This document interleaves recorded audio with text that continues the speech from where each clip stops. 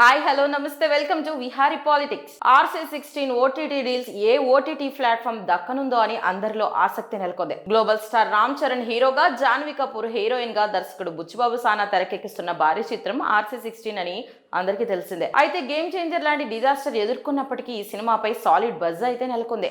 ఇక ఈ cinema shooting శరవేగంగా పూర్తవుతుండగా ఈ చిత్రంపై ఇంట్రెస్టింగ్ టాక్ వినిపిస్తోంది. ఈ సినిమాకు VFX తో పెద్దగా పని లేదట. దాదాపు నిజమైన లొకేషన్స్, భారీ సెట్టింగ్స్ లోనే సినిమాను బుచ్చిబాబు తెరకెక్కిస్తుండగా వాటితోనే సినిమా దాదాపు కనిపిస్తుందని తెలుస్తోంది.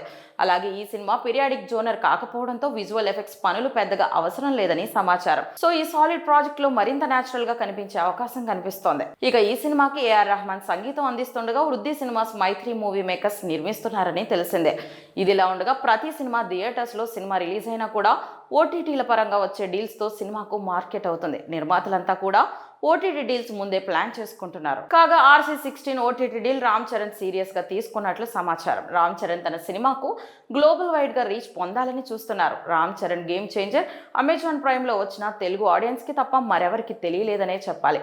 ఇక హిందీ వర్షన్ ని G5 సొంతం చేసుకున్నప్పటికీ అంత రీచ్ అయితే రాలేదు. సో బుచ్చిబాబు ప్రాజెక్ట్ అయిన RC16 ను భారీ మొత్తం ఇచ్చేందుకు అమెజాన్ ప్రైమ్ అలాగే సోనీ లివ్ రెడీగా ఉన్నప్పటికీ రామ్ చరణ్ మాత్రం ఇష్టంగా లేరని తెలుస్తోంది. RC16 movie rights world popular OTT సంస్థ అయిన నెట్ఫ్లిక్స్ మాత్రమే ఇవ్వాలని రామ్ చరణ్ సూచించినట్టు తెలుస్తోంది. ఎందుకంటే నెట్ఫ్లిక్స్ అయితే రామ్ చరణ్ కు ఇంటర్నేషనల్ గా రీచ్ ఉంటుందని సమాచారం.